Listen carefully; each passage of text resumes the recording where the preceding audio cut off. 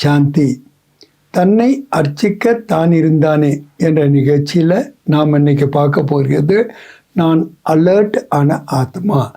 ஏன்னா பாபா சொல்கிறாங்க, நீங்கள் அலர்ட்டாக ஆகாமல் எவர் ரெடியாக ஆகவே முடியாது. எவர் ரெடியாக ஆகுது என்பது சத்தியுகத்தில் நாம் ஹையஸ்ட் ஸ்டேட்டஸ் அடைவதற்கு இப்போ சங்கம யுகத்தில் நாம் செய்ய வேண்டிய ஒரு முக்கியமான முயற்சியாக இருக்கின்றது. இப்போ பாபா சொல்கிறாங்க, காமம், குரோதம், லோபம், போகம், அகங்காரம், இந்த 5 விகாரங்களை நீங்கள் வெற்றி அடைந்து விட்டீர்கள். ஆனால் 6வது 7வது அலட்சியம் மற்றும் சோம்பேறித்தனம், இதுதான் உங்களுக்கு பெரிய விக்னம், தடையாக இருக்கின்றது.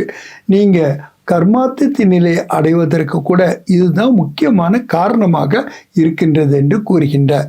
ஆக பிராமண குல பூஷணங்களாகிய நாம இந்த அல்பேலாப்பன் சோம்பேறித்தனத்திலிருந்து விலக வேண்டுமென்றால் அலர்ட் ஆன ஆத்மா என்று அனுபவத்தை செய்ய வேண்டும்.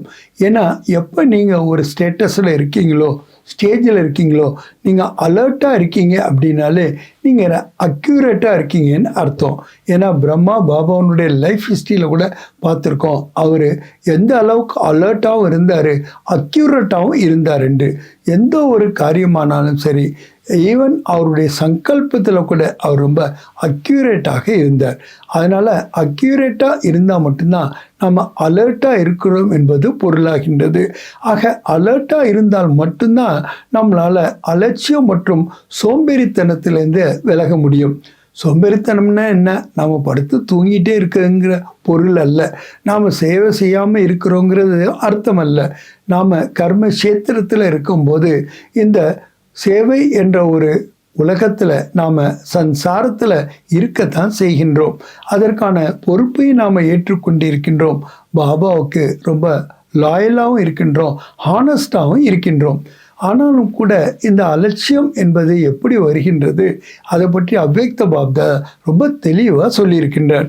உதாரணமாக அவங்களுக்கு என்ன மாதிரி சங்கல்பம் வருகின்றது அப்படின்னா, காக்கரே, இப்போது என்னன்னா செய்கிறது, எனக்கு ஹிம்மத்து நகி, எனக்கு தைரியம் இல்லை, इससे ज़्यादा कुछ नहीं कर सकते हैं, இதை விட அதிகமாக என்னால் எதுவுமே செய்ய முடியாது. அதே மாதிரி ஒரு கவலை வருவது, ஃபிக்கர், வருத்தப்படுவது, இது எல்லாமே எதை குறிக்கின்றது? ஒரு அலட்சியம் அல்லது சோம்பேறித்தனத்தினுடைய அடையாளமாகத்தான் கூறப்படுகின்றது. ஏன்னா அப்படி இருக்கவங்க பார்த்தீங்கன்னா தன்னுடைய லைஃப்பை ரொம்ப மௌஜாக ஹாப்பியாக இருக்கிற மாதிரியும் சில நேரம் அனுபவம் பண்ணுவாங்க. அதனால் 6ஆம் பசந்து ரெஸ்ட்டை ரொம்ப விரும்பக்கூடியவர்களாக இருப்பார்கள். ரெஸ்ட்டை யார் ஒருத்தவங்க விரும்புகின்றார்களோ, அது உடல் அளவில் ஆனாலும் சரி, மன அளவில் ஆனாலும் சரி, அது சோம்பேறித்தனத்தினுடைய ஒரு அடையாளம்தான்.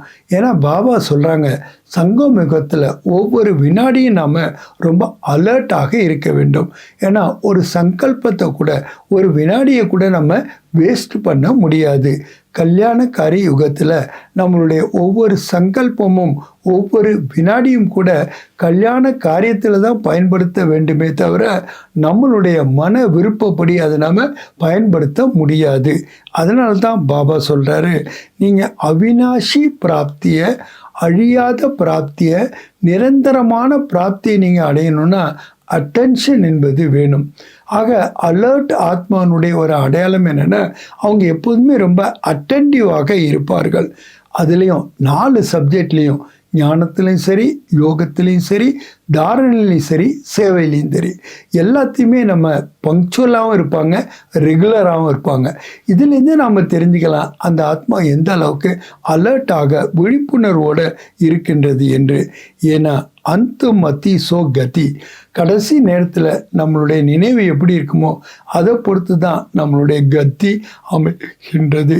ஆக நாம் அலர்ட்டாக இல்லாத வரைக்கும், அக்யூரேட்டாக இல்லாத வரைக்கும், அட்டென்டிவாக இல்லாத வரைக்கும் நம்ம சோம்பேறித்தனத்திலிருந்து விடுபட முடியாது.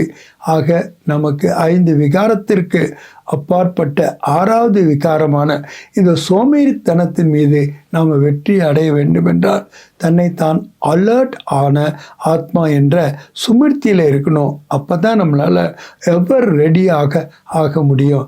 அச்சானக் எந்த ஒரு தேர்வு வந்தாலும் கூட அதில் நம்ம பாஸ் வித் ஆனர் ஆக வேண்டுமென்றால் நான் அலர்ட் அக்யூரேட் ஆத்மா என்ற சுமிருத்தியோடு சொரூபமாகவும் நாம் இருக்க வேண்டும். நல்லது. ஓம் சாந்தி.